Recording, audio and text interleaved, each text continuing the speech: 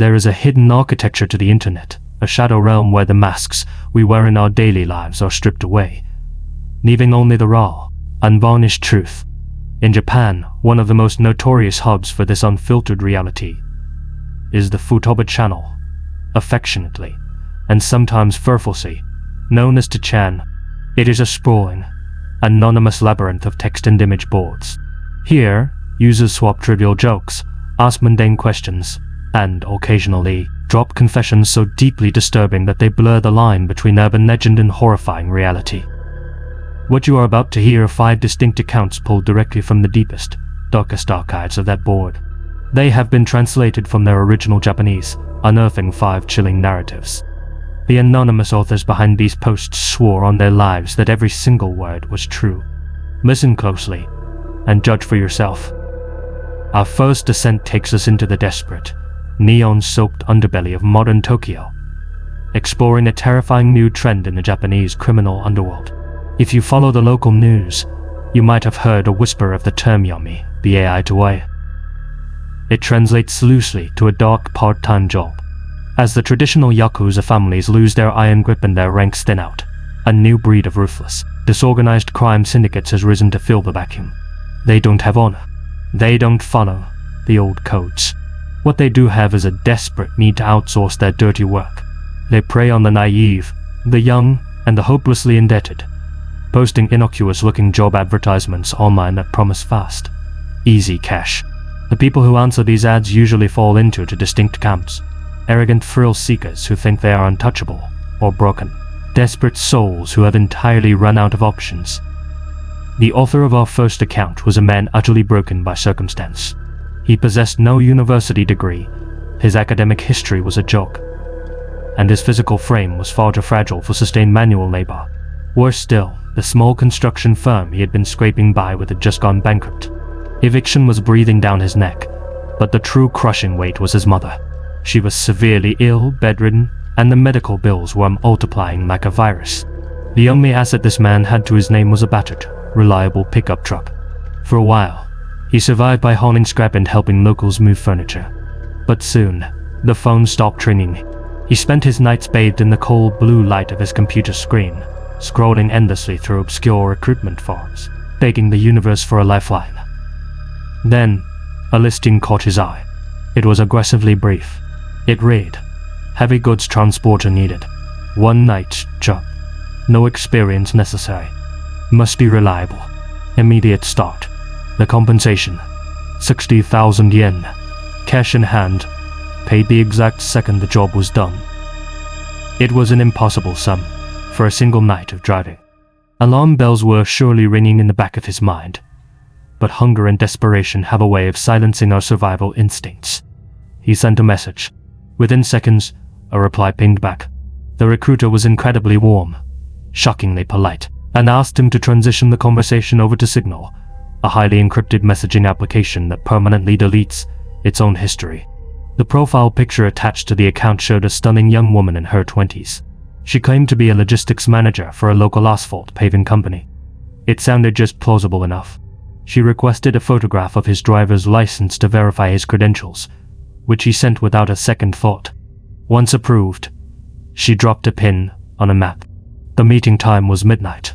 The location was the desolate, rusting labyrinth of the Tokyo shipping docks.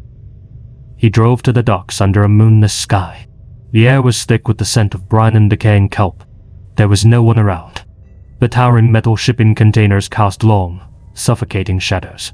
He sat in the cab of his truck, checking his phone, wondering if this was all a cruel prank. Then, a silhouette detached itself from the darkness. A man stepped out from behind a corrugated steel wall, pausing, just out of the reach of the headlights. His face was a patchwork of deep shadows. "You, the driver?"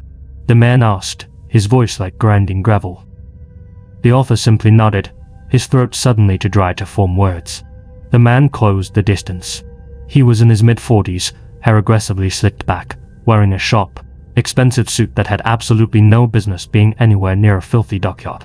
He had the dead, flat eyes of an apex predator. Without asking permission, the man yanked open the passenger door and climbed into the cab. He pointed a thick finger toward a specific container deep in the yard and ordered the author to drive. When they arrived, the man stepped out to key the lock and hold the heavy metal doors open. Inside, sitting in the gloom, were 3 massive, industrial steel drums. "Get back here and help me lift these," the man commanded. The author's stomach plummeted. Every instinct screamed at him to throw the truck into reverse and vanish into the night, but the look in the man's eyes made it agonizingly clear that walking away was no longer an option. He climbed into the container. The drums were freezing to the touch, wrapped in thick metal bands and sealed with heavy, tamper-proof lids. They weighed an absolute ton. He strained his frail back, gritting his teeth until he tasted copper, helping the suited man Roland heave all 3 drums into the bed of his truck. They sloshed slightly, a dense, heavy sound. When the tailgate slammed shut, the man pulled a thick paper envelope from his breast pocket and shoved it into the author's trembling hands. It was half the money. Up front. "Check your phone for the drop point," the man muttered, before turning on his heel and disappearing into the back of a black Sid, and that had silently idled up behind them. A notification buzzed in the author's pocket. It was a new location pin, somewhere miles outside the city limits. The accompanying text was chillingly clear, doctored straight to the pin. "Do not stop for any reason. They will be waiting." He drove.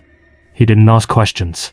He forced himself not to think about the crushing weight pressing down on his rear axles, or the absurd secrecy of a late-night asphalt delivery. He kept his eyes locked on the rearview mirror, terrified of flashing red and blue lights. The GPS guided him off the main highways, down winding, unlit industrial roads, until he finally arrived at a towering, monstrous structure. It was a functioning asphalt plant, a hellish silhouette of silos and smokestacks bleeding thick white vapor into the night sky, illuminated only by the sickly yellow buzz of fluorescent bulbs.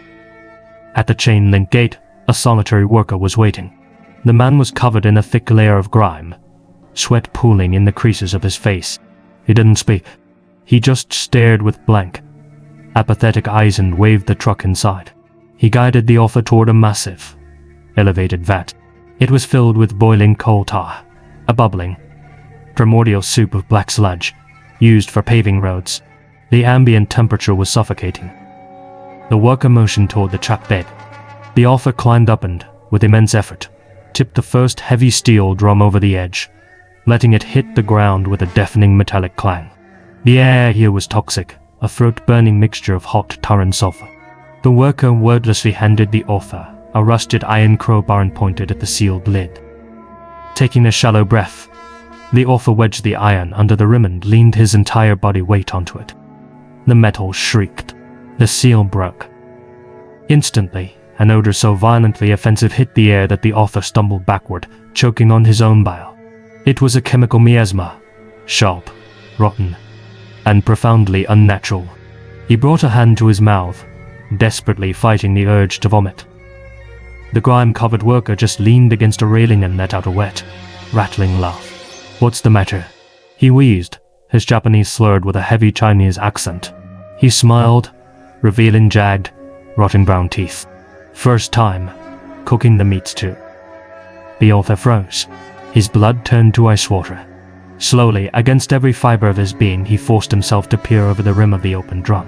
The contents were densely wrapped in layers of thick, opaque plastic sheeting, bound tightly with industrial tape to form a massive solid cylinder. He couldn't see exactly what was inside, but a primal, evolutionary terror seized his brain. Under the worker's watchful, amused eye, the author helped roll the heavy plastic mass out of the drum and onto a mechanical conveyor belt. He stood paralyzed as he watched the bundle travel upward, crest the edge, and drop down into the boiling, 3,000-degree vat of black tar. They repeated this grotesque chore with the remaining 2 drums. When the truck bed was empty, the worker pulled a wad of bills from his dirty coveralls and handed over 20,000 yen. It was 10,000 short of the agreed price, but it was enough to ensure the author's silence. The worker flicked his hand, dismissing him into the night. The author drove home in a state of deep shock. He told himself he was overthinking it. It was industrial waste, hazardous chemicals. That was why they paid so well. But when he walked into his dark apartment, his phone buzzed. A new signal message waited for him. Good job. Keep your mouth shut, and there will be plenty more work for you. We will be in touch. Sleep never came. He spent the entire night spiraling into a deep web rabbit hole, researching the mechanics of Yami Baito operations. He learned how these syndicates deliberately use the bait of quick cash to ensnare desperate people, how they used encrypted apps to hide their identities, and how they utilized endless layers of expendable middlemen to completely shield themselves from legal liability. He prayed this was a one-time nightmare. A month passed. The money dwindled. The medical bills returned. Then the inevitable notification lit up his phone. It was the same account. He tried to politely decline, typing out a message explaining he was no longer available for contract work. He ignored the ensuing replies for an hour. Then, an image loaded on his screen. It was a photograph of the front door of his apartment building. Panic seized him. They had his driver's license. They knew exactly where he lived. Calling the police felt like signing a death warrant. Not only would he be confessing to illegally dumping God knows what, but he had zero concrete proof of who was threatening him. Signal had already wiped the previous conversations. Before he could formulate a plan, a single line of text appeared on the screen. Is Mommy home? He broke. He drove to the new coordinates, picked up the cargo, and delivered it to the bubbling vats. He noticed that night that the workers thoroughly pressure-washed the inside of the empty drums, prepping them to be used again. The pay was slashed in half. He didn't argue. He knew he was a prisoner. Months dragged on. Every few weeks, the summons would arrive. He picked up the heavy drums from shadowy storage units, from abandoned lots, always met by a different low-level thug, and always driving back to the suffocating heat of the asphalt plant to feed the conveyor belt. He grew dangerously numb to the back-breaking weight and the eye-watering chemical stench. He kept telling himself it was the only way to keep his mother alive. But one humid night, the psychological pressure became too much her. While parked on an isolated, unlit rural road, miles away from the pickup point, he killed the engine. He grabbed his crowbar. He had to know. He climbed into the back of his truck and popped the seal on one of the drums. The noxious smell hit him, but he ignored it. He stared down at the thick plastic sheeting. This time, the job was sloppy. During transit, the heavy industrial tape had shifted, pulling back a flap of the plastic wrap. His hands shook violently as he reached down and peeled the cellophane back just an inch further. Staring up at him from the bottom of the drum, bathed in the pale moonlight, was a human face. It was a man. His skin was unnaturally pale, stretched taut over lifeless, frozen features. One eye was tightly shut. The other was half open, a milky, unseeing orb gazing into the void. The author scrambled backward, his lungs gasping for air, the crowbar clattering loudly against the metal truck bed. The ultimate, horrifying truth clicked into place. He wasn't hauling chemical waste. He was the syndicate's personal undertaker. He was taking the murdered bodies of rival gang members, or informants, or people who simply couldn't pay their debts, and he was feeding them into 3,000-degree vats of boiling creosote. Their bones, their teeth, their flesh, all of it melted down, mixed with gravel, and used to pave the very roads of the city. He didn't run. He couldn't. He hammered the lid back onto the drum, drove to the plant, and fed the bodies to the tar. From that night on, he was a ghost inhabiting his own life. He knew that if he went to the police, he would either be assassinated before trial, or spend the rest of his natural life rotting in a Japanese prison cell as the fall guy. He was utterly trapped. If he quit, he would simply end up wrapped in plastic inside the very next drum. He continued the work. Every week, another body fed to the roads. He was just a cog in a horrific, flesh-eating machine. Years later, his mother finally passed away. With his anchor gone, he smashed his phone, abandoned his apartment in the middle of the night, and fled to a distant, rural prefecture. He posted his story to the board knowing the authorities were closing in on the syndicate, a fact confirmed shortly after his post when national news broke of a massive Yakuza ring arrested for disposing of human remains in asphalt vats. He ends his tale with a chilling final thought. To this day, whenever his new job forces him to drive through the sprawling metropolis of Tokyo, he grips the steering wheel and stares down at the pristine, perfectly smooth blacktop stretching out before him, knowing exactly what is buried beneath the tires. Our second story revolves around a deeply human flaw, the desperate need to prove you are doing perfectly fine without the person who broke your heart. The author of this post learned the hard way that trying to manufacture a fake life can invite a very real monster into your home. The poster and his girlfriend, Natsumi, had been separated for 8 long months. She had initiated the split, citing his utter lack of ambition. While he spent those months marinating in self-pity and cheap beer, Natsumi had swiftly upgraded. She was now on the arm of a man named Daiki, a high-powered, aggressively successful lawyer who wore tailored suits and possessed the kind of jawline that made the author feel physically ill. The ultimate humiliation approached in the form of a family obligation. The author's cousin was hosting a lavish, Western-style wedding in Nagasaki, and Natsumi was on the guest list. More importantly, she was bringing the lawyer.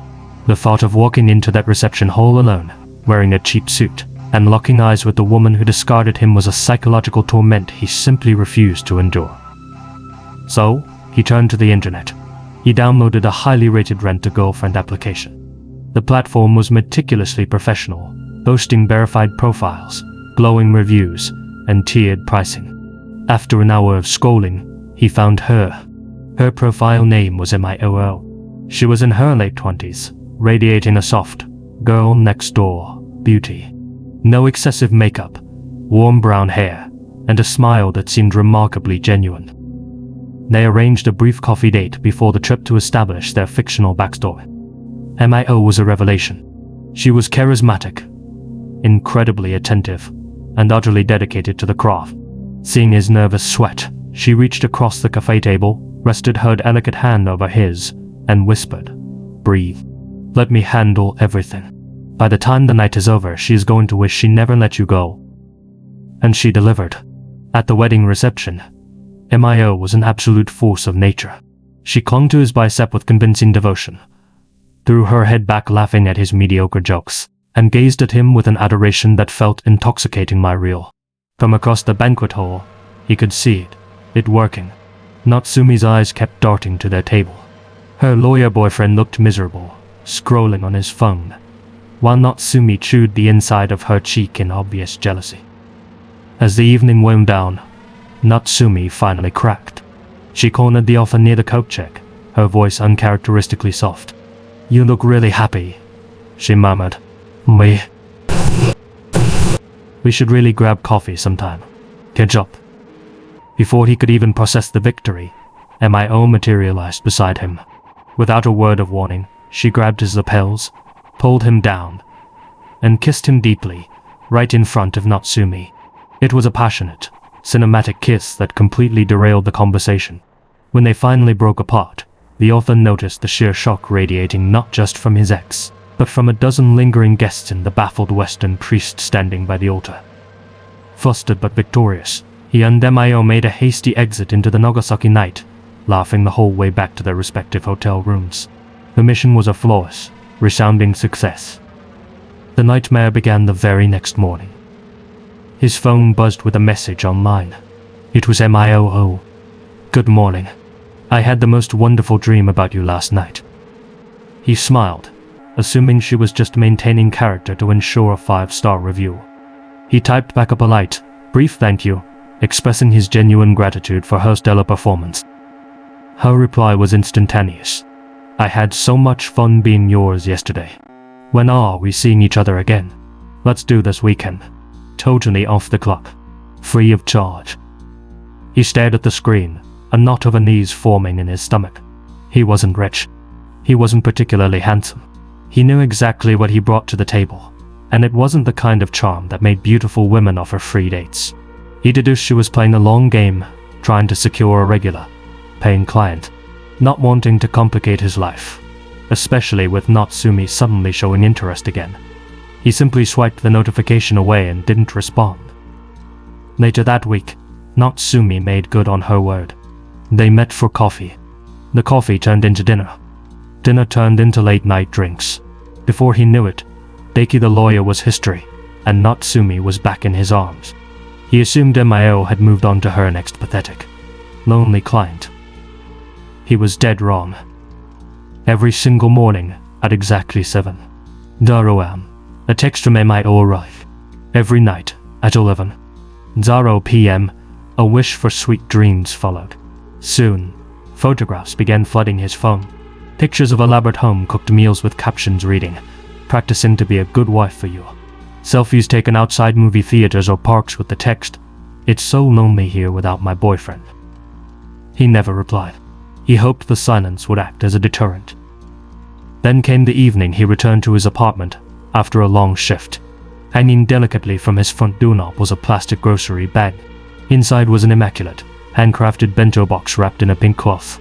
Tucked beneath the chopsticks was a handwritten note on scented stationery. "Made with all my love, just for you. Open your door next time." A cold sweat broke out across his forehead.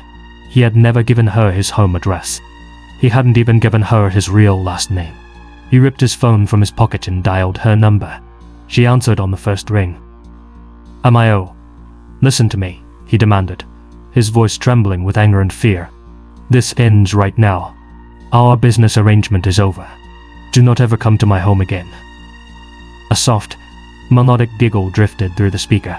It was a sound devoid of any rational understanding. "Oh, you are so cute when you pretend," she cooed. "I know you're only saying these mean things because that awful girl is sitting next to you. Don't worry, darling. I'll save you." He slammed the phone down and immediately blocked her number. He blocked her online, Instagram, Facebook, every digital tether he could find. It was utterly useless. Over the next 2 weeks, his physical mailbox was choked with dozens of handwritten love letters, pages filled with frantic, looping handwriting detailing their imaginary future together. He would wake up to find his trash cans kicked over. Walking home from the train station, the hairs on the back of his neck would stand on end, a primal instinct warning him that eyes were tracking his every move from the shadows. The violence escalated the night Natsumi stayed over. She parked her car in his designated spot. When they walked out the next morning, Natsumi let out a terrified shriek. Pinned beneath her windshield wiper was a single, dead, blackened rose, scratched deeply into the glass of the windshield. Right in the driver's line of sight were the words, "Leave him or you die." Natsumi was hysterical, begging him to call the police. Foolishly, the offer convinced her to wait, terrified of having to explain the humiliating origin of the stalker to the authorities. That weekend, attempting to reclaim a sense of normalcy, Natsumi uploaded a smiling selfie of the two of them to her public Instagram. Within 10 minutes, a comment appeared from a freshly created burner account with 0 followers. "You will beg for mercy." At 3:00 am that night, the harsh buzz of his apartment doorbell shattered the silence. He rolled out of bed, heart hammering against his ribs, and crept down the dark hallway.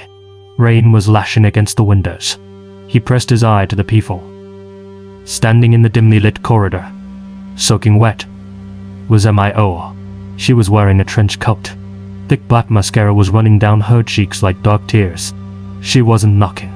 She was just staring unblinkingly at the little glass lens. A serene, terrifying smile plastered across her face. He finally called the police. 2 officers arrived an hour later, but Mio had vanished into the storm. The police took a report, but gave him the standard, frustrating answer, until she actually committed an act of physical violence against him or his property. Their hands were tied. Desperate, he visited the physical office of the rental agency the following afternoon. He demanded to speak to a manager. When he explained the stalking, the manager's face fell into a grim, deeply uncomfortable mask. "Sir, I am incredibly sorry, but Mio has not worked for this agency for nearly a year." The author stared at him, bewildered. "What are you talking about? I hired her through your app 2 months ago." The manager wiped his forehead nervously. We had to terminate her contract. There were severe behavioral issues regarding boundaries with clients. We are a small operation, sir. We simply forgot to wipe her profile from the legacy servers. She was operating entirely on her own. The bottom dropped out of the author's stomach. He had invited an unhinged, blacklisted phantom into his life. The climax arrived 3 days later.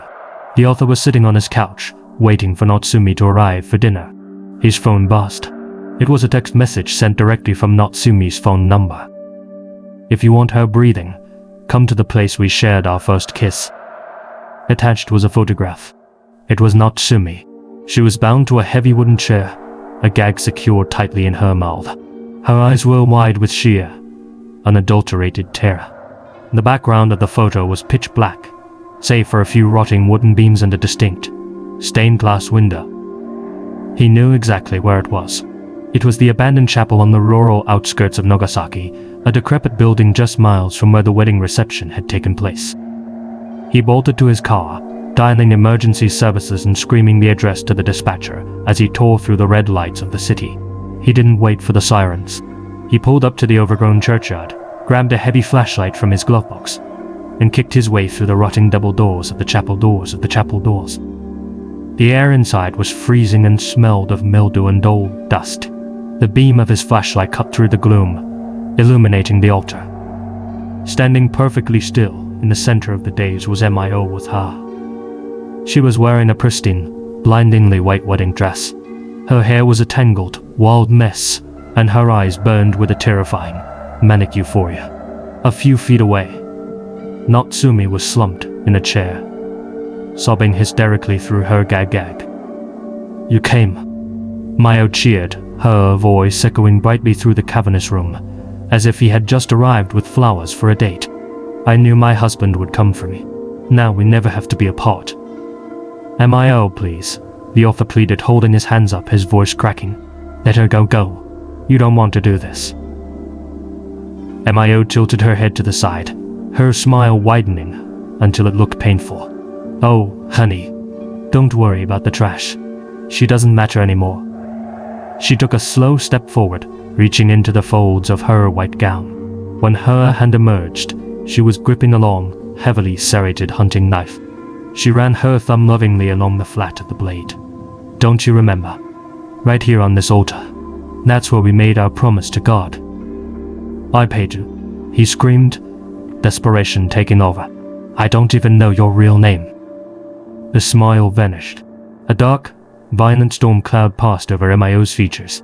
Her voice dropped to a guttural hiss. "You really are a fool. She threw you away like garbage. I am standing here offering you my eternal soul, and you dare look at her husband." She gripped the knife with both hands, raised it above her head, and pivoted sharply, lunging directly toward the bound and helpless Natsumi. The author didn't think. Pure adrenaline flooded his veins. He threw his entire body forward, tackling Mio at the waist just as the blade descended. They crashed hard onto the rotting wooden floorboards. The knife skittered away into the darkness. He scrambled to hold her down as she threshed and screamed like a wild animal, her fingernails tearing deep gouges into his face and neck. Seconds later, the chapel was bathed in the red and blue strobe of police cruisers. Officers flooded the room, dragging her violently, thrashing Mio off the floor. As they hauled her out into the rain, her screams echoed through the graveyard. "You are mine. You will never be safe. You will regret this until the day you die." Natsumi was physically unharmed, but the psychological damage was catastrophic. The very next morning, she packed her bags, fled to her parents' house, and severed all contact, to an agonizing insult to injury. The author later learned that she had gone running straight back into the arms of Deki the lawyer, desperate for stability and safety. The author lost everything. Mio was prosecuted, but due to a slick public defender and a lack of prior convictions, she received a terrifyingly short prison sentence and a standard restraining order. That was 2 years ago. The author posted his story to the message board, not just as a warning, but out of sheer, paralyzing fear. Over the last 3 weeks, his phone has started ringing again. It's always an unknown number. He never answers, but the voicemails left behind are just the sound of a woman humming a wedding march. He has changed his locks. He has installed high-definition security cameras. He sleeps with a baseball bat by the door. But every time the wind howls or a floorboard creaks in the apartment above him, he hears her final promise echoing in the dark. She is out, and she is looking for him. Sometimes the horror doesn't come from criminals or stalkers, but from the quiet, terrifying unraveling of a human mind. Our third case study documents a descent into a madness so profound, it seemingly broke the laws of physics. The narrator's best friend, Kenji, had always been an eccentric soul. He was the kind of guy who never quite fit into the rigid machinery of Japanese corporate life. Instead of climbing the ladder, he dropped out, becoming a full-blown hikimyaki, a recluse who almost never left his cramped apartment. Kenji spent his days tumbling down the deepest, most obscure rabbit holes the internet had to offer. He studied astral projection, telekinesis, cryptids, you name it. Kenji believed in it. But his final obsession proved to be fatal. It began when Kenji emerged from his isolation to visit a dusty, forgotten second-hand bookstore in the rural prefecture of Saitama. At 2 in the morning, the narrator's phone exploded with a frantic call. Kenji was practically screaming into the receiver, his voice trembling with a manic, religious fervor. "I found it," Kenji gasped. "Teleportation. It's real. The math is right here in my hands." A week later, Kenji showed up at the narrator's door. He looked awful. His skin was sallow, his hair greasy, and his eyes were wide, unblinking pools of adrenaline. He aggressively shoved an ancient, leather-bound book into his friend's chest. Kenji called it a grimoire. To the narrator, it looked like the deranged diary of a medieval lunatic. The pages were brittle, covered in complex, overlapping diagrams and blocks of text written in archaic, almost indescribable form of kanji. From what the narrator could understand, the text detailed the concept of ley lines, invisible rivers of geometric energy crisscrossing the globe. The book claimed that if a person could perfectly align their physical location, mental frequency, and complex mathematical calculations, they could open a gateway and instantaneously jump from one coordinate on the globe to another. There was, however, a heavily underlined warning. One must have precise knowledge of the exit coordinates. A blind jump will cast the traveler into the solid earth. The narrator tried to laugh it off, telling Kenji to get some sleep and drink some water. But Kenji snatched the book back, a furious, feverish look in his eyes. "You don't get it. No more airports. No more train tickets. Total freedom. I just have to finish translating the final coordinates." Deeply concerned for his friend's rapidly deteriorating mental state, the narrator began checking in on Kenji every evening after work. The apartment had transformed into a nightmare. The furniture was pushed to the walls. The floor was covered in intricate, overlapping circles drawn in thick white chalk. Bundles of cheap incense burned constantly, filling the air with a choking, perfumed haze. The walls were plastered with pages torn from notebooks, covered in frantic algebraic equations. Kenji was wasting away, refusing to eat, his fingers stained black with graphite. "I'm close," Kenji would whisper, staring at the wall. "I can feel the air thinning out. I'm almost through the door." The climax of Kenji's obsession arrived on a rainy Tuesday afternoon. The narrator received a phone call. It was Kenji, but he wasn't speaking. He was howling with laughter, a deeply unsettling, hysterical sound, mixed in with the laughter were groans of agonizing pain. The narrator rushed to the apartment and kicked the unlocked door open. He found Kenji crumpled at the very bottom of the steep, wooden staircase outside his second-floor apartment. His left leg was twisted at a stomach-churning, unnatural angle, the bone visibly pressing against the denim of his jeans. Despite the catastrophic injury, Kenji's face was glowing with absolute, terrifying triumph. As the narrator dialed for an ambulance, Kenji grabbed his shirt collar, pulling him close. "I did it," Kenji wheezed, his eyes wild. "I was in the living room. I drew the circle. I did the math. I jumped. I missed the landing elevation. I materialized in midair over the stairs. But I traveled. I crossed the gap." At the hospital, the emergency room doctors took one look at Kenji's manic state, his severe malnutrition, and his bizarre ramblings about teleportation, and immediately ordered a mandatory psychiatric hold. They set his shattered leg in a heavy plaster cast and locked him in a secure, monitored room on the 3rd floor for overnight observation. The narrator went home, breathing a massive sigh of relief. Kenji was finally safe.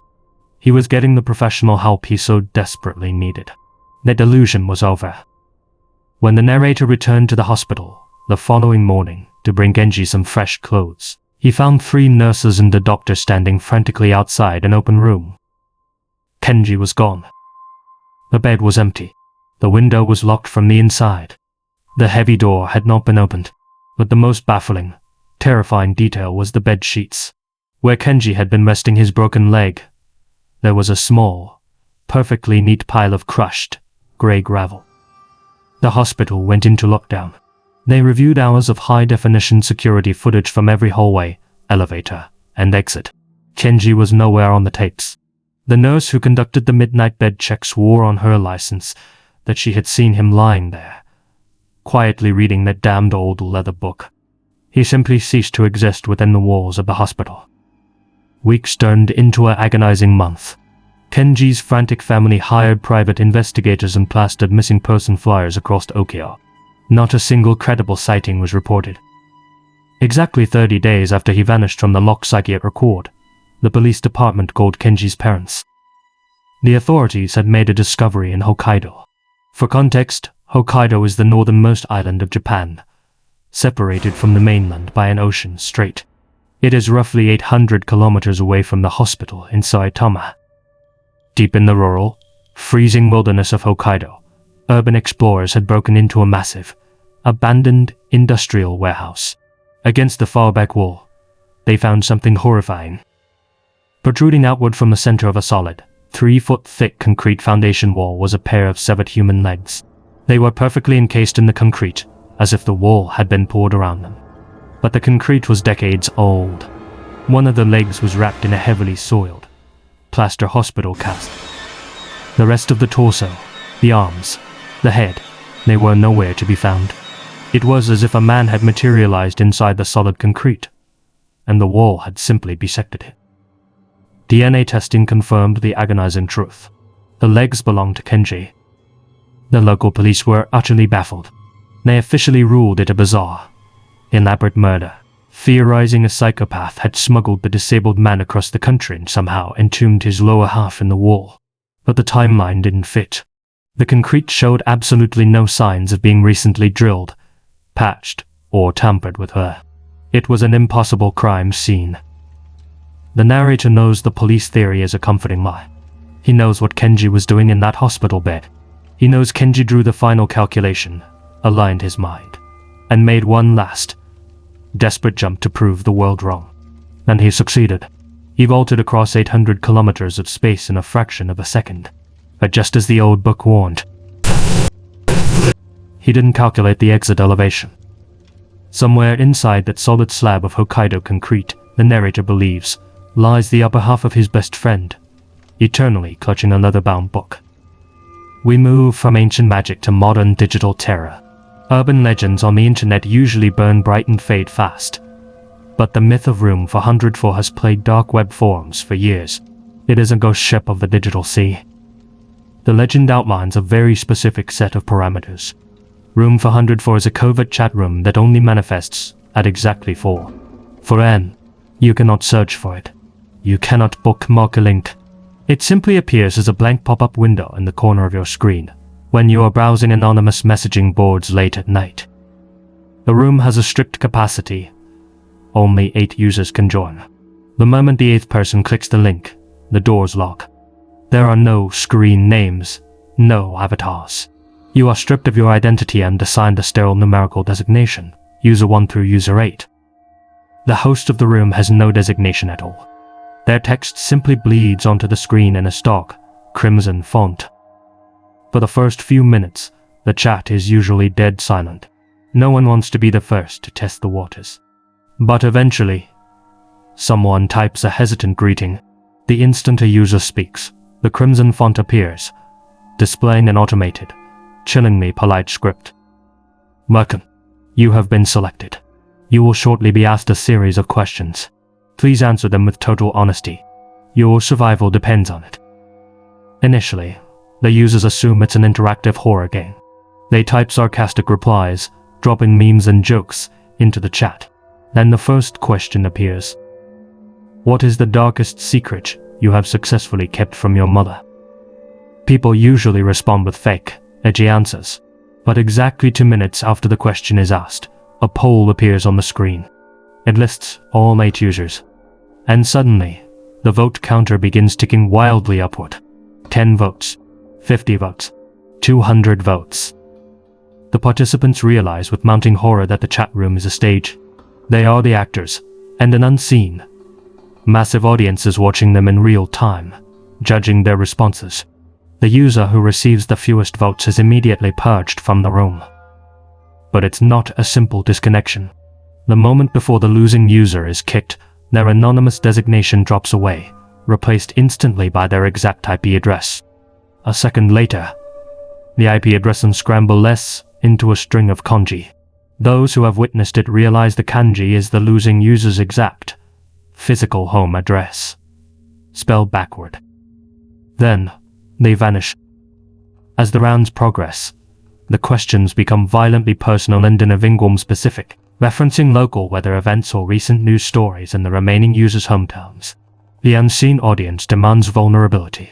If a user tries to force quit their browser, their screen freezes, locking their cursor, and the pop-up floods the screen, leaving so soon. The audience is watching. The only escape is literally pulling the power cord from the wall. One prominent dark web archivist, operating under the handle Ordinary Soul or OS, became obsessed with beating room 404 Aston. He claimed to have randomly stumbled into the room 3 separate times, only to be voted out early for giving generic, boring answers. He realized the silent, judging audience craved absolute, morbid sincerity. They wanted blood. He decided that if he ever gained entry again, he would give them exactly what they wanted to see what happened to the winner.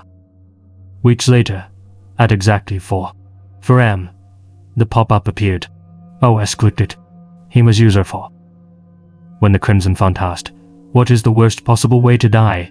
the other users typed jokes about ex-girlfriends or spicy food. OS typed, "Being meticulously flayed alive in a brightly lit room, while a mirror is placed in front of my face." He survived the round. When asked, "Who will weep when your heart stops?" he responded, "I am a ghost. I have no wife. My parents are ancient. When they turn to dust, my memory will be erased from the earth. I am already dead." The audience loved it. He shone through the votes. User after user was to XCD undejected, until only OS and user 7 remained. The final question appeared in blood-red text. What would you do if you knew a stranger was standing directly behind you right now? User 7 typed, "I'd run." OS typed, "I would invite them to wrap their hands around my throat, so I could finally feel the warmth of another person." The poem appeared. The votes flooded into the bedroom. User 7's home address flashed across the screen, and they vanished. OS was completely alone in the chat. The Crimson Font pulsed rhythmically on the screen before delivering the final message.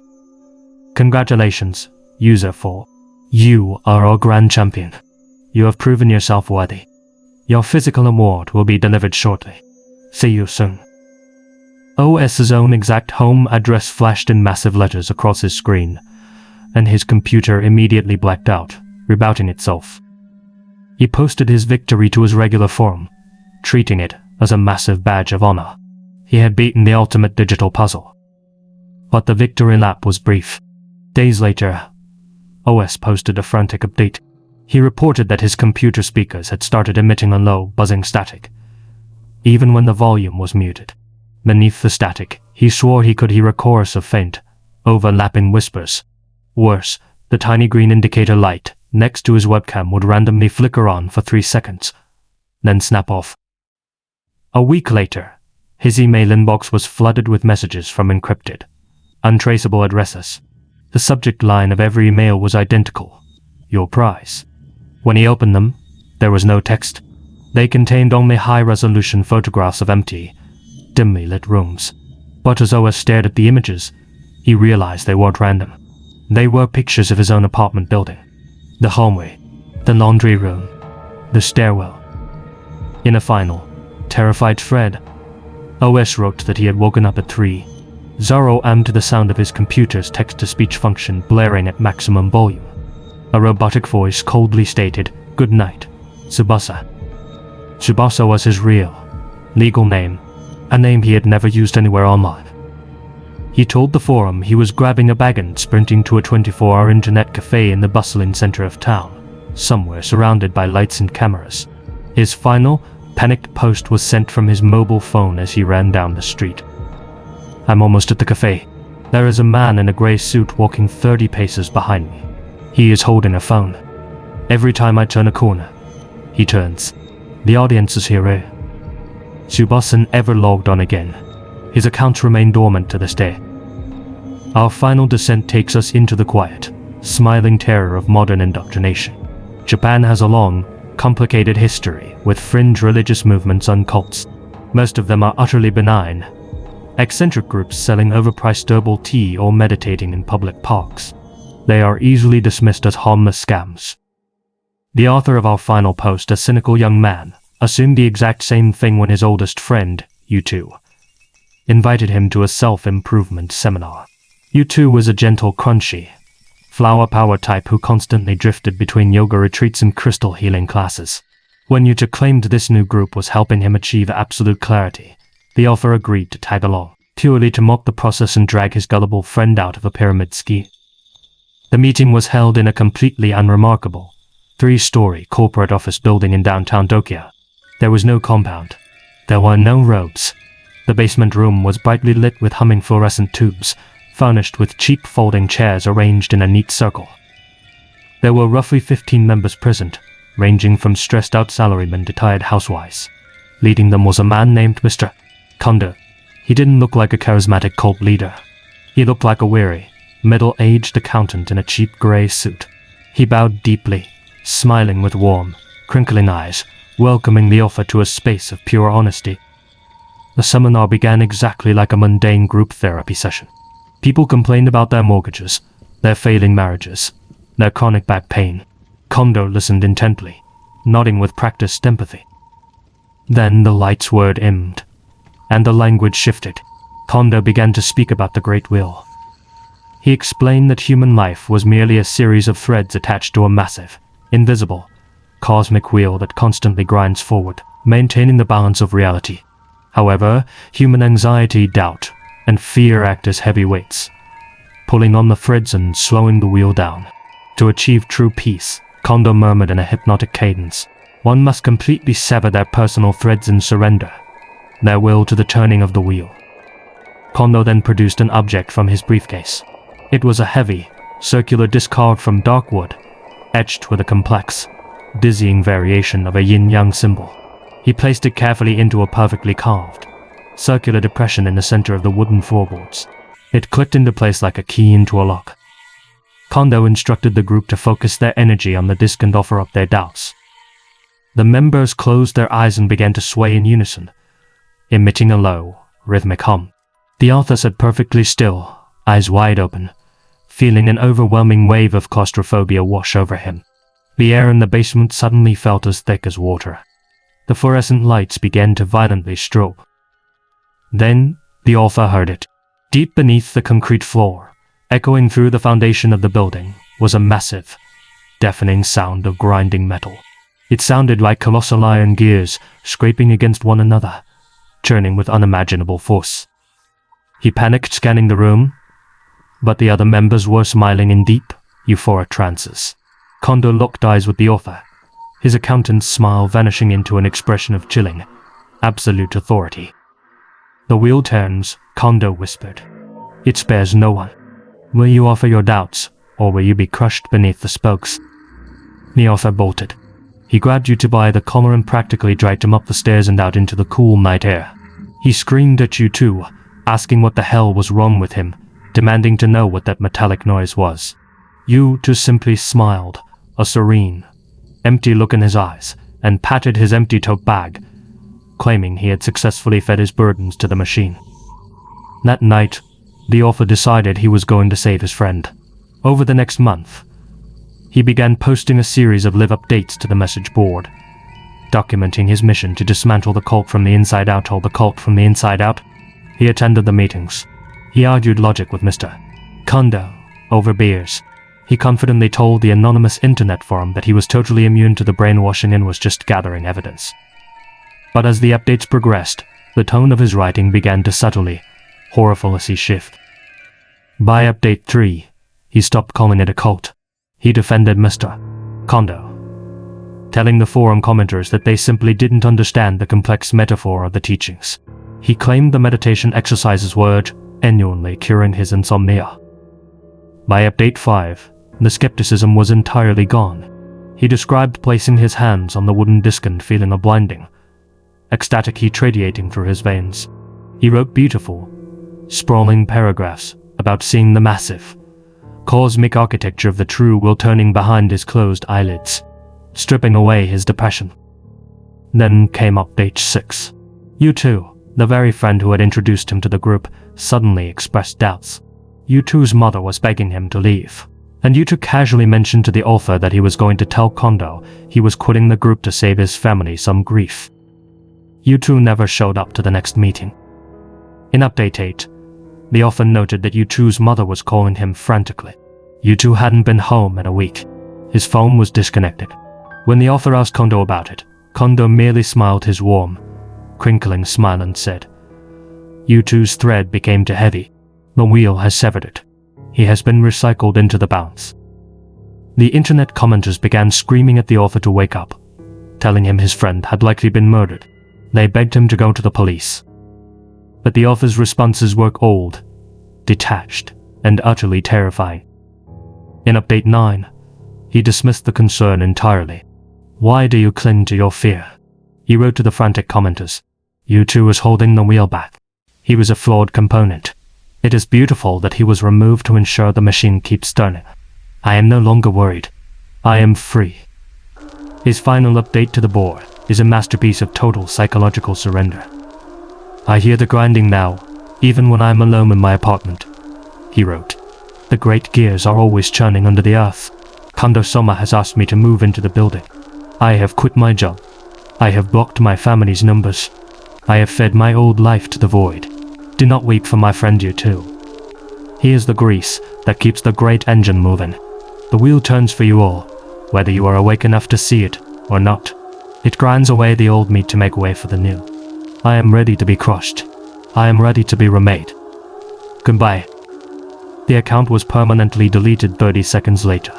The author, much like his friend U2, vanished into the grinding machinery of Tokyo, never to be seen or heard from again. There is a profound, almost paralyzing terror hidden within a photograph.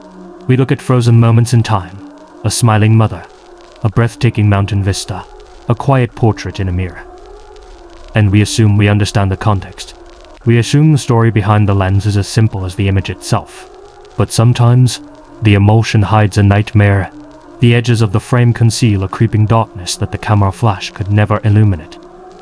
Welcome. Today, we are going to peel back the layers of 3 deeply disturbing cases. These are stories tethered to chilling visual evidence, photographs that leave a sickening pit in your stomach once you know the bloody, tragic, and baffling truths behind them. We will journey from the warm, suburban glow of a California Halloween to the oxygen-starved, freezing peaks of the Andes, and finally, out into the sprawling, pitch-black nothingness of a Montana highway. Let us step into the dark. It was Halloween night, October 31st, 1984. Picture the scene on Guildford Doctor in San Jose, California. The autumn air was crisp, carrying the faint scent of burning leaves and sugary candy. At house number 2792, 31-year-old Dorina Burt was basking in the warmth of a perfectly ordinary, perfectly beautiful evening. She was curled up on the living room sofa with her husband Charles, and their nearly 5-year-old daughter, Deanna. The television cast a flickering, ghostly glow across the room as a mild, family-friendly horror movie played in the background. For Deanna, this was pure magic. It was her first real Halloween where she fully grasped the excitement of the holiday. Earlier in the evening, Charles had taken her by the hand, walking her up and down the twilight streets to collect her neighborhood bounty. Back at the house, the driveway was illuminated by the flickering, jagged smiles of carved jack-o'-lanterns, a welcoming beacon for the endless parade of tiny ghosts, witches, and vampires. Doreen was 8 months pregnant. Her belly was heavy, her body exhausted, yet she spent the first half of the night joyfully hauling herself off the couch every time the doorbell chimed. She handed out candy with a radiant, beaming smile. Life, for the first time in a long time, felt safe. It felt full. Doreen and Charles had weathered unimaginable storms to get to this couch on this night. In 1980, Doreen's sister had perished in a devastating house fire, and around that exact same time, Doreen had suffered an even more unspeakable tragedy, losing her firstborn child from a previous marriage. They had walked through the absolute depths of grief, their souls battered by loss. But here, on this Halloween night, the storm had finally broken. A new baby was just weeks away. Deanna was thriving. There was finally a brilliant, undeniable light at the end of their long, dark tunnel. As the evening deepened and the stream of trick-or-treaters slowed to a trickle, Charles turned to his wife. He mentioned he was going to make a quick run to the local liquor store to grab a bottle of wine to cap off the holiday. It would take 15 minutes, tops. He kissed Doreen, gave Deanna a smile, and walked out the front door, stepping into the brisk October night. Doreen and Deanna were left alone in the quiet house. Minutes ticked by. The street outside grew silent. Then, suddenly, a heavy, aggressive banging echoed from the front door. Doreen glanced at the clock. It was roughly 9:00 p.m. It was getting late, far too late for the neighborhood children to still be out knocking for candy. A maternal instinct, a subtle prickle of caution, likely washed over her. But Deanna, still buzzing with the electric thrill of Halloween, begged her mother to answer it. She wanted to see just one more costume, just one more monster.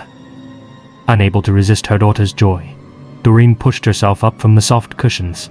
With Deanna clinging tightly to her side, they walked down the brightly lit hallway toward the front door.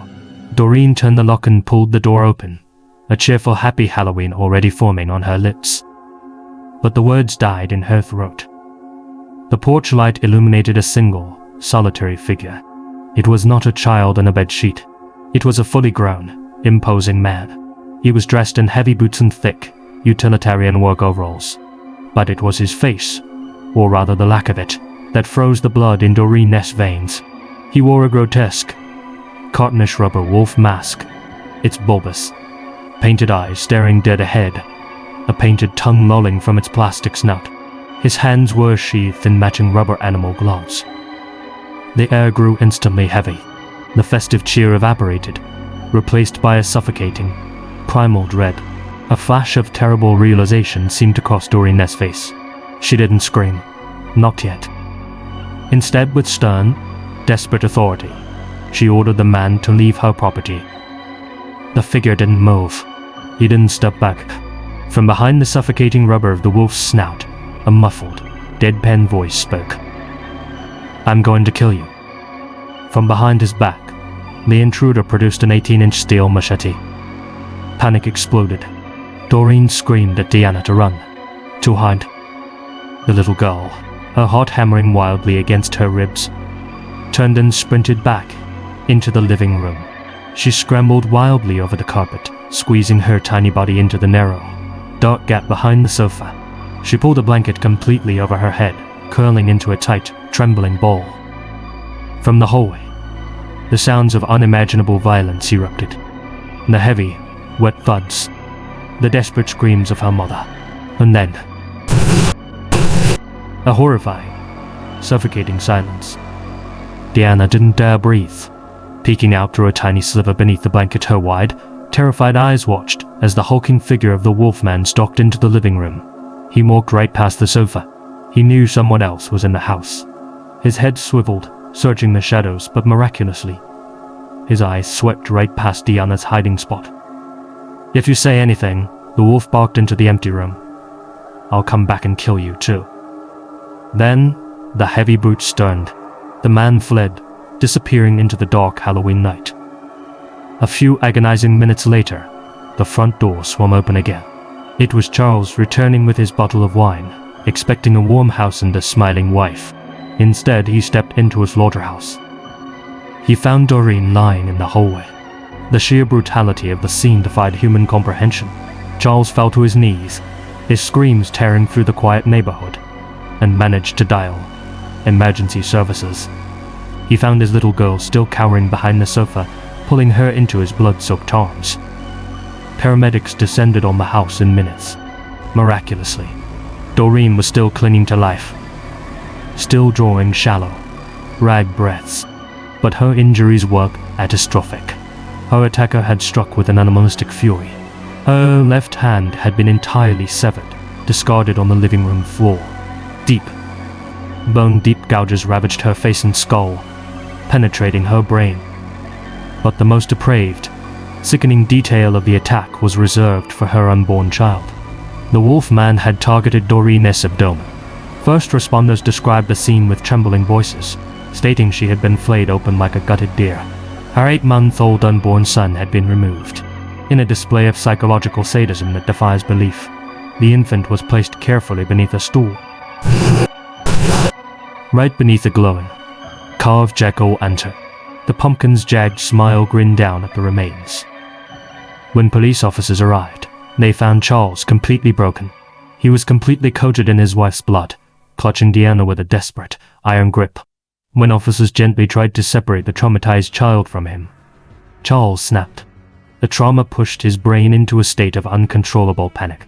He was placed in the back of a patrol car to calm down, but he violently fought the restraint, kicking the doors and smashing his own head against the reinforced glass, desperate to get back to his ruined family.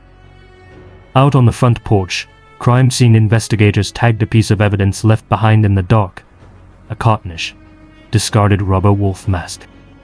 Doreen Bird never made it to the hospital. She succumbed to her horrific wounds in the back of the ambulance. Her unborn son was already gone. In the immediate chaos, the police naturally looked at Charles. The husband is always the first suspect. The timing was highly suspicious. The murder occurred precisely within the 15-minute window he had been at the store. He had arrived home mere moments after the killer vanished. Could he have staged this? But as detectives quickly convinced the neighborhood and spoke with Doreen's terrified friends, a much darker, far more compelling shadow emerged from the past. His name was William Michael Dennis. Everyone just called him Mike. He was Doreen's ex-husband. Mike and Doreen had married nearly a decade earlier, in 1975. The following year, they welcomed a son named Paul. Mike was a complex, deeply troubled man. He was known to be brooding, socially isolated, and painfully awkward. But he poured every ounce of his humanity into little Paul.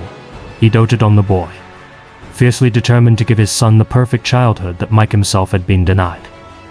But that obsessive focus came at a heavy cost. Mike completely neglected his wife.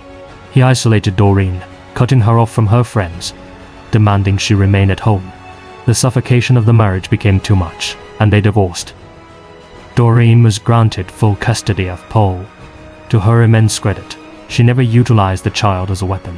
She remained civil, welcoming Mike into her home whenever he wanted to see his boy. Desperate to cling to his fragmented family and perhaps win Doreen back, Mike moved into a house a mere 6 blocks away. But as the months turned into years, a toxic, black resentment began to rot Mike's heart. He watched, seething, as Doreen flourished. Free from his controlling grip, she reconnected with old friends. She went out. She laughed. She lived. Mike, trapped in his own social ineptitude, felt left behind.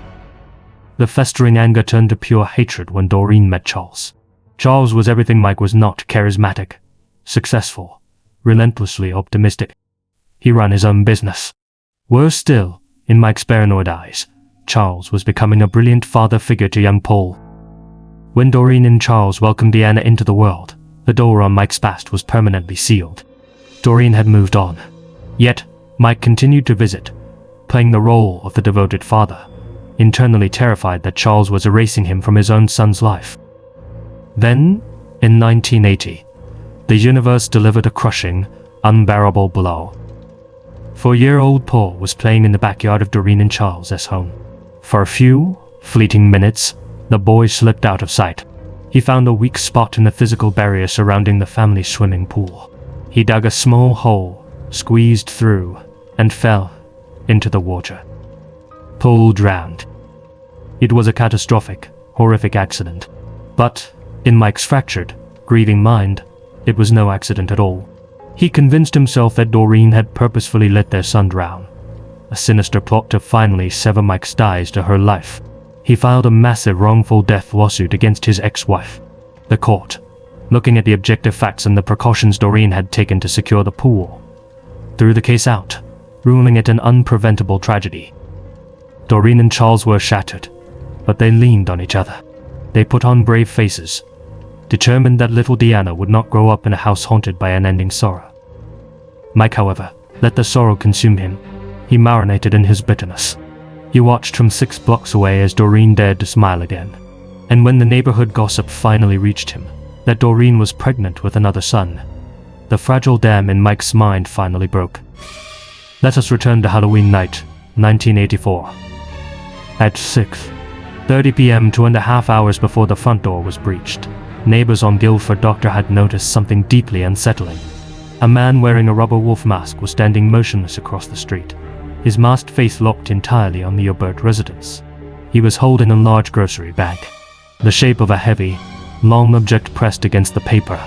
A few neighbors, feeling a chill run down their spines, suspected the man behind the rubber face was Mike Dennis. And little Deanna, shivering behind the sofa, later recalled hearing her mother scream a specific name just before the blade fell. She had screamed Michael. At exactly midnight on November 1st, San Jose detectives knocked on the front door of Mike Dennis's home. Standing on the porch, the officers could hear the distinct, rushing sound of water coming from deep within the house. Fearing the suspect was actively washing away evidence, flushing blood down the drain, they hammered on the door. Finally, dispatch called his landline. Moments later, the door swung open. Mike stood there in a bathrobe. He was terrifyingly calm. His breathing was even. His face was a blank, emotionless as slate. The detectives instantly noticed a deep, fresh, jagged laceration across Mike's right hand. When asked about the bleeding wound, Mike didn't blink. He casually claimed the knife had slipped while he was carving a pumpkin. The officers informed him that his ex-wife had just been butchered. Mike's expression didn't change. There was no shock, no tears, no denial. He simply stepped aside and politely invited the detectives into his home. Mike asked if he could get his id from his bedroom. One officer closely followed him down the hall. As Mike approached his bed, the officer noticed the suspect's eyes continuously darting toward the wooden headboard. Mike's hands slowly began to inch toward the pillows. The officer drew his weapon, screaming for Mike to freeze. Ripping the pillows back, the detective found a hidden holster. Inside was a fully loaded Magnum revolver. Mike was detained immediately. While Charles was quickly and definitively cleared, video surveillance from the liquor store provided an ironclad alibi for the exact time of the murder. Police began to build a mountain of evidence against the quiet man in the bathrobe. During his arrest, police found a small black address book in Mike's pocket. They began calling the names inside. One contact, a former romantic partner, provided the nail in the coffin. She told detectives that the previous year she had attended a Halloween party with Mike. His costume, the big bad wolf. She provided a photograph. In the picture, Mike Dennis stared back at the camera, wearing the exact same bulbous, tongue-lolling rubber wolf mask that investigators had bagged on Doreen's blood-soaked porch. A thorough search of Mike's home broke the case wide open. Detectives found the blood-stained clothes from the photograph. They found the empty cardboard packaging for an 18-inch machete. But it was the basement that revealed the true depths of Mike's premeditated depravity. Sitting in the cold underground darkness were two meticulously handcrafted, lockable wooden coffins. Beside them lay two hand-stitched canvas body bags, and resting against the wood were two heavy, iron-bolt anchors. Forensic teams matched the blood at the crime scene directly to Mike. Furthermore, Doreen's blood was found smeared inside Mike's house and his vehicle. Witnesses also came forward, confirming they had seen a man in a wolf mask sprinting away from the scene. Because it was Halloween, they had tragically assumed the massive amounts of blood coating his overalls were just part of a gruesome costume. Faced with an avalanche of undeniable proof, Mike Dennis confessed. He admitted he was the wolf, but he entered a plea of not guilty by reason of insanity. His defense attorneys tried to paint a picture of a mind fractured by grief. They argued that the trauma of losing young Paul had driven him utterly mad, and that seeing happy children trick-or-treating on Halloween had triggered a psychotic break. Mike coldly detailed his original, terrifying plan. He had spent weeks building those coffins. He intended to break into the house, subdue Doreen and Charles, force them into the handmade caskets, chain them to the iron anchors, and throw them off his boat into the freezing depths of the Pacific Ocean. He wanted them to feel the agonizing terror of drowning. He wanted them to know how Paul felt. But logistics got in the way. He decided that plan was too complicated. Instead, he waited in the shadows across the street until Charles left for the store, exploiting the fatal 15-minute window when his pregnant ex-wife was entirely defenseless. He claimed to the bitter end that he had no idea she was pregnant, a lie utterly shattered by photographs taken of Doreen just days prior, showing her heavily, obviously carrying a child. The jury didn't buy the insanity. In 1988, William Michael Dennis was convicted of first-degree murder for the butchering of Doreen, and second-degree murder for the death of her unborn son. He was sentenced to die, though that sentence was eventually commuted to life in a California prison. In October of 2024, decades after the nightmare, Charles and Deanna spoke to the press.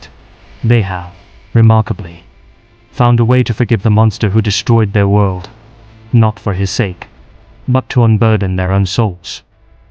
"I can forgive, but I can't forget," Deanna said, her voice carrying the weight of a lifetime without her mother. "I do think he should get the death penalty. I had to grow up without a mum and a brother, remembering the woman who was stolen from them," Charles simply said. When she smiled and laughed, you couldn't help not loving her. She was always given. We leave the blood-stained suburbs of California and travel thousands of miles south, to a place where the air is thin, the cold is absolute, and human morality is easily buried beneath the snow. Mount Aconcagua, rising from the jagged spine of the Andes in Argentina, stands at a staggering 22,837 feet. It is the highest peak in the Western Hemisphere. It is a monolithic, unforgiving Goliath of rock and ice. It does not care about your experience, your wealth, or your ambitions. It is a graveyard in the clouds.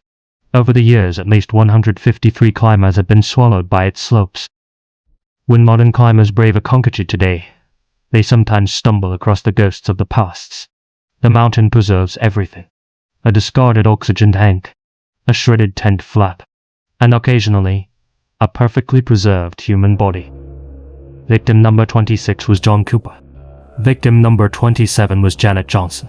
Both were highly intelligent, driven individuals who set out to conquer the summit 52 years ago. Neither of them ever came down, but the terrifying truth of their demise suggests they were not claimed by an avalanche, a sudden storm, or a fatal slip. Investigators believe they were murdered by the very people they trusted to keep them alive. It was January 1973. A ragtag group of American climbers assembled at the base of the mountain. They were led by Carmi Dafoe, a forceful, ambitious lawyer who had organized the expedition. He assembled a crew consisting of Jim Petros Kerr, Bill Eubank, Arnold Macmillan, Bill Zeller, and John Shelton. Almost all of them were amateurs, weekend warriors drastically underestimating the lethality of the Andean giant. The team desperately needed expertise. They got it in John Cooper, a brilliant NASA engineer who had literally helped put mankind on the moon. And finally, there was Janet Johnson. On paper, Janet was a quiet, unassuming school librarian from Denver, Colorado. In reality, she was a legendary mountaineer, a woman who possessed more high-altitude climbing experience than the rest of the men combined. She had scaled peaks across the globe. To guide them, they hired Miguel Alfonso, a hardened local mountaineer who had successfully summited Aconcagua 5 times. Miguel possessed the vital knowledge to keep them breathing, but Carmi Dafoe, blinded by ego, insisted on making the final decisions. He wanted the glory of the leadership. The moment the team arrived at base camp on January 21st, the cracks began to show. The base camp manager, Roberto Bustos, along with Miguel, watched in quiet horror as the Americans bickered. There was no camaraderie. There was no trust. It was a toxic cocktail of arrogance and individualism. A local journalist, sensing the palpable dysfunction, snapped a photograph of the entire crew. He later admitted he took the picture because he was absolutely certain some of them were going to die. The ascent was a disaster from the first step. The members aggressively argued over pacing on daily targets, their tempers flaring as the altitude began to squeeze the oxygen from their brains. They pushed through fields of razor-sharp ice dynamited to Camp 1, but the group quickly fractured. 3 members, delirious and physically broken, abandoned the climb right there. The remaining survivors pushed higher, carving out camp toward 18,000 feet, and finally reaching the agonizing elevation of 20,000 feet at Camp 3. The next morning, Jim Petros woke up severely disoriented, exhibiting the terrifying symptoms of high-altitude cerebral edema. His brain was physically swelling inside his skull from the lack of oxygen. Miguel, prioritizing life over the summit, immediately hooked Jim up and dragged him back down the mountain to safety. This left for climbers standing alone at the edge of the world: Janet Johnson, John Cooper, Bill Zeller, a police officer, and Donald McMillan, a dairy farmer. They were for strangers tied together on a deadly precipice. The weather above them looked clear, so they ignored the warning signs and pushed onward to 21,000 feet, arriving at a sheer, treacherous expanse known as the Polished Glacier. That is when the sky turned against them. A sudden, violent storm swallowed the mountain. Darkness fell like a heavy curtain. Trapped on the exposed glacier, without their tents or heavy sleeping bags, which they had foolishly left behind at Camp 3, the four desperate climbers were forced to use their ice axes to hack a shallow, miserable trench into the solid ice. They huddled beneath flimsy, reflective spaced blankets, their bodies violently shivering as the ambient temperature plummeted. It was a fight simply to survive until the sun rose. Janet and Bill eventually crawled out of the ice stretch, sitting together in the freezing void, waiting for dawn. When morning finally broke, the psychological toll was evident.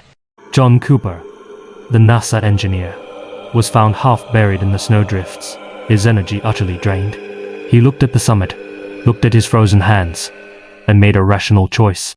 He announced he was turning back to Camp 3. The glory wasn't worth his life. What happened next defies the core code of mountaineering. Whether blinded by oxygen deprivation, apathetic exhaustion, or pure hubris, the remaining three climbers, Janet, Bill, and Arnold, let John walk away. Alone, down a treacherous, deadly glacier. They turned their backs on him and pushed upward. They reached a narrow ridge leading toward the final summit. But as the shadows lengthened and darkness threatened to swallow them a second time, Bill and Arnold suddenly realized they were alone. They turned around. Janet Johnson was gone. Because they had allegedly chosen to climb the lethal Polished Glacier unroped. A wildly dangerous decision. They had no physical tether to her husband. They claimed they had no idea when or where she had vanished into the whiteout. Eventually, Bill Zeller and Donald McMillan stumbled back down to base camp. They reunited with their surviving teammates, but John Cooper and Janet Johnson never returned. The authorities were immediately notified. Bill and Arnold, the last men to see the victims alive, were separated and interrogated. Their stories were wildly, suspiciously different. Arnold McMillan claimed that after Janet disappeared, they shouted into the roaring wind. He said she eventually called back, and they found her sitting in the deep snow, deeply delirious, mumbling nonsensical lie. "Don't make me suffer," Arnold claimed she whispered. "Just let me sit here and die." Arnold stated that Bill then tied himself to Janet with a rope to pull her along. Arnold, exhausted, claimed he abandoned them both, hiking ahead to camp alone. The next morning, Arnold said he found John Cooper's frozen body. He described John as sitting perfectly upright, his head resting in his hands, frozen solid like a macabre statue. Arnold then went to Camp 3 to sleep. Bill Zeller's story contradicted almost everything. Bill claimed he never roped himself to Janet. He said he merely held her arm. He claimed all three of them himself, Arnold and Janet, spent another agonizing night together on the mountain. When they descended the next day, they both allegedly passed John Cooper's body. Bill claimed he then left Janet behind to descend at her own pace, assuming she was fine, while he rushed ahead to Camp 3. The two surviving men slept in the relative safety of the camp. When the sun rose and Janet hadn't appeared, they simply packed their gear and abandoned her husband. They walked away. They blamed their conflicting stories on the altitude, claiming their memories were shredded by exhaustion and lack of oxygen. The surviving American team practically sprinted to the airport. They refused to speak to the local Argentinian reporters. Carmi Daffo, the lawyer, physically blocked journalists from approaching his men on the tarmac. Once safely back on us soil, Daffo convened a secret, closed-door meeting at his law firm. The team drafted and published a sanitized, official report. They painted John and Janet as reckless, somewhat obsessed fanatics who had tragically succumbed to pulmonary edema. Case closed. But the mountain had not finished speaking. Later that year, Miguel Alfonso led a recovery team up the glacier. They found John Cooper roughly 150 meters from Camp 3. The scene was deeply wrong. John was not sitting upright, as Arnold had described. He was lying flat, stretched out on his back. He was wearing only one crampon, a spike device strapped to the boot, absolutely essential for ice climbing. His heavy winter gloves were missing. His ice sax was gone. He was lying on a relatively gentle slope, a place where an expert climber would never accidentally fall. But the most chilling detail was the wound. Deep in John's abdomen was a perfectly cylindrical, bloody puncture wound that went all the way to his spine. And his frozen face was locked in an ictus of absolute, wide-eyed terror. The survivors back in the US quickly released a statement theorizing John must have accidentally fallen on his own ice axe. But when the body was brought down and an autopsy performed, the medical examiner found no broken bones from a fall. The official cause of death was blunt force trauma to the skull and brain, and that perfectly round hole in his stomach. The coroner noted it didn't look like an axe wound. It looked exactly as if someone had driven a steel eye screw directly into his gut. A year later, a trio of independent climbers found Janet Johnson. She was lying face up on an empty field of ice, incredibly close to where John was found. The scene looked utterly staged. She too was missing her ice axe and her gloves. She was wearing only one crampon. Her heavy climbing ropes were strangely wrapped entirely around her torso. A large rock had been deliberately placed squarely on top of her body. Her face had suffered catastrophic trauma. The skin completely degloved from the bone. The Mendoza coroner examined her remains. The conclusion was identical to John's: massive injuries to the skull and brain. The assistant medical examiner did not mince words to the press. They were killed, he stated flatly. No doubt about it. The Argentinian newspapers exploded with theories. Did the extreme altitude Dr. Bill and Donald to a homicidal, paranoid break? Did John and Janet discover something they shouldn't have? Or in the ruthless arithmetic of survival, did the slower climbers become a liability that the others violently discarded? Despite the coroner's report, there was no physical evidence tying the survivors to the blunt force trauma. And when a violent military coup overthrew the Argentinian government in 1976, the investigation into two dead Americans on a frozen peak was abandoned entirely. The ice swallowed the truth. Until the year 2020. Nearly half a century later, a climbing expedition crossing the polished glacier spotted something dark resting in the white snow. It was a vintage Nikon camera. Embossed on the heavy leather holster was a name: Janet Johnson. The camera was shipped to a specialized laboratory in Canada. Against all odds, the deep freeze of the Andes had perfectly preserved the film inside. Technicians slowly developed 20 stunning, haunting photographs. The images documented Janet's final, freezing hours. There were gorgeous, perfectly framed shots of the snow-swept peaks. There was a photo of Janet, smiling through cracked lips, her ice axe firmly in her hand. Crucially, the composition of the photographs was flawless. They were clear, focused, and steady. The camera proved, definitively, that Janet Johnson was not suffering from altitude-induced delirium. Her mind was sharp. But it was one of the very last photographs on the roll that sent shockwaves through the climbing community. The image showed a climber, likely Bill Zeller, hiking ahead of Janet on the polished glacier. But stretching out from the bottom of the frame, connecting Janet directly to the man in front of her, was a thick, taut climbing rope. Bill and Arnold had built their entire defense on the claim that they climbed unroped, that they couldn't possibly know when Janet vanished. The photograph proved they were lying. She was physically tethered to them. We will never know what happened in the moments after the camera shutter clicked for the final time. Did the rope go taut? Did a steel axe swing down in the blinding whiteout? Bill Zeller, Arnold McMillan, and Carmide Affo have all since passed away, taking their secrets to the grave. The bodies of John and Janet remain a haunting testament to the terrifying isolation of extreme altitudes. As Roberto Bustos, the camp manager, noted decades later, It's a different world at 6,000 meters, with different laws and rules and behavior. You go down to 5,000 meters and think these people are crazy. Up in the death zone, the only law is survival. And on a Konkacha, murder is just another way to stay alive. For our final story, we descend from the mountains and land on the sprawling, desolate blacktop of the American West. The vast, open highways of Montana are lonely places at night. The darkness beyond your headlights feels infinite. When something fractures that emptiness, the mind struggles to process it. On the evening of April 20th, 1989, a woman named Peggy Bueller was sitting in the passenger seat of a car, driving with her father down a remote, pitch-black stretch of Montana Highway 200. It was roughly 8:15 p.m. Suddenly, twin headlights pierced the gloom, racing directly toward them. A vehicle was hurtling down the wrong side of the two-lane highway, accelerating straight into their path. Peggy's father yanked the steering wheel, tires screaming against the asphalt, swerving just in time to avoid a catastrophic head-on collision. The car speeding behind them wasn't so lucky. Driven by an off-duty police dispatcher named Carol Heights, the second vehicle took the full, violent impact of the wrong-way driver. The crash echoed like a bomb blast across the empty plains. Metal crumpled, glass shattered, and the vehicle spun to a violent halt in a cloud of dust and radiator steam. Miraculously, Officer Heights survived. Dazed, bruised, and gasping for breath, she kicked her door open and stumbled out of the wreckage.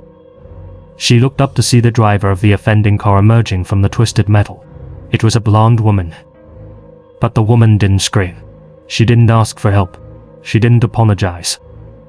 According to Heights, the blonde woman simply walked into the dead center of the highway. She stood completely motionless, her wide, unblinking eyes staring directly at the wreckage. But it was an empty stare. She was looking right through me, Heights later recalled, a shudder in her voice. Peggy Bueller, who had pulled her car over and was watching the surreal scene unfold from the shoulder, watched as the blonde woman slowly turned her back on the twisted metal. Moving with eerie, deliberate calmness, the woman walked to the edge of the road, climbed over a wooden livestock fence, and stopped. She was standing there like a spectator. Peggy told investigators, not like it had happened to her. For a long, terrifying moment, the blonde woman simply surveyed the burning wreckage from the dark side of the fence. And then, without uttering a single sound, she turned and walked away. She vanished into the vast, endless darkness of the open fields. When highway patrol arrived 30 minutes later, they ran the license plates of the abandoned, wrecked car. The vehicle belonged to a 38-year-old woman named Patricia Mian. Patricia was originally from Pittsburgh, Pennsylvania. She had studied child care in college. But the pull of the open sky and her deep love for animals had drawn her west. In 1985, she moved to Bozeman, Montana, to work as a ranch hand, stringing together odd jobs to support her quiet life. And now, she had dissolved into thin air. When police contacted her and Lord in Bozeman, a troubling timeline emerged. The landlord noted that the day before the crash, Patricia was acting entirely out of character. She was hyperactive, agitated, and deeply anxious. She had called her father back in Pittsburgh, her voice trembling, telling him she was overwhelmed by stress and wanted to come back home. When the crash occurred, she was on Highway 200, heading generally east. But she was nearly 400 miles away from her Bozeman apartment, in the middle of absolute nowhere, and still a staggering 1,500 miles away from Pennsylvania. Why had she driven to this specific, desolate stretch of road near the tiny town of Circle, Montana? In the immediate, chaotic aftermath of the collision, deputies sweeping the perimeter found a trail of fresh footprints in the soft dirt of a remote field, roughly 3/4 of a mile from the smoking cars. The size and tread perfectly matched the shoes Patricia was known to be wearing. Tracker dogs and investigators followed the ghostly trail deep into the night. But in the early, freezing hours of April 21st, the terrain grew rocky and rugged. The footprints simply stopped. The trail went dead. When the sun rose, the true scale of the search began. Patricia's frantic family flew into Montana, printing and distributing over 2,000 missing person flyers across the state. Local volunteers mounted horses and combed the unforgiving foothills. Helicopters buzzed low over the plains, their spotlights cutting through the brush. Search and rescue teams descended into abandoned, dangerous coal mines dotting the landscape, praying they wouldn't find her broken body at the bottom of a shaft. They found absolutely nothing. Not a scrap of clothing. Not a drop of blood. Investigators formulated theories. Did Patricia suffer a massive, traumatic brain injury during the crash, causing her to wander off in an amnesiac fugue state? Did she hike back to the highway hours later, stick out her thumb, and climb into the cab of an opportunistic serial killer? Or did she simply walk into the wild, until the freezing temperatures or a predatory animal claimed her? When her family packed up Patricia's apartment, they found an undeveloped roll of film sitting on her counter. They had it processed, hoping for a clue. What they got was a nightmare. The final photograph on the roll was a self-portrait. Patricia had stood in front of a mirror and snapped the picture. Her blonde hair is messy. The flash obscures part of the glass. But her face is what haunts everyone who looks at it. She is staring directly into her own eyes with a hollow, vacant, profoundly terrifying emptiness. It is the face of a woman who is already gone. Decades have passed. Patricia Miam remains officially missing.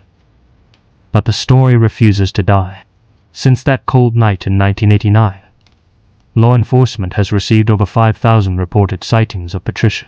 The calls pour in from grimy truck stops and fluorescent lit roadside diners across Montana, Washington, and South Dakota. Waitresses report serving coffee to a quiet, spaced-out blonde woman who sits in corner booths for hours, staring out the window, never speaking. One sighting claimed she was traveling with a strange man. Another caller saw her standing at a payphone, crying hysterically to herself. Incredibly, Patricia's own parents reviewed security footage and photographs from some of these supposed sightings. In a few agonizing instances, they confirmed the woman on the tape looked exactly like their daughter. Many psychiatrists, reviewing the case, strongly suspect Patricia survived the crash, but suffered a catastrophic psychological fracture, triggering a rare, permanent form of dissociative amnesia. She may be wandering the American highway system, completely unaware of her own name. In August of 1990, police in Idaho arrested a transgender woman who called herself Morning Star. She was picked up for littering. Patricia's ex-boyfriend saw the mugshot and was stunned. The physical resemblance was uncanny, and he noted her voice sounded identical. Was Morning Star the ghost of Highway 200? The lead ultimately fizzled out, swallowed by the bureaucratic cracks of the transient system. Patricia's parents spent the rest of their lives waiting for the phone to ring. They both passed away, going to their graves without ever knowing what walked away from that burning car. Today there are over 14,000 unidentified human remains sitting in morgues and unmarked graves across the United States. 14,000 Jane and John. 14,000 mysteries waiting to be solved. Somewhere out there, in a lonely patch of Montana dirt, or perhaps sitting in a booth at a neon-lit diner at 3 in the morning, is Patricia Miam, staring into the dark. Thank you for listening. Keep your doors locked, and be careful what you photograph.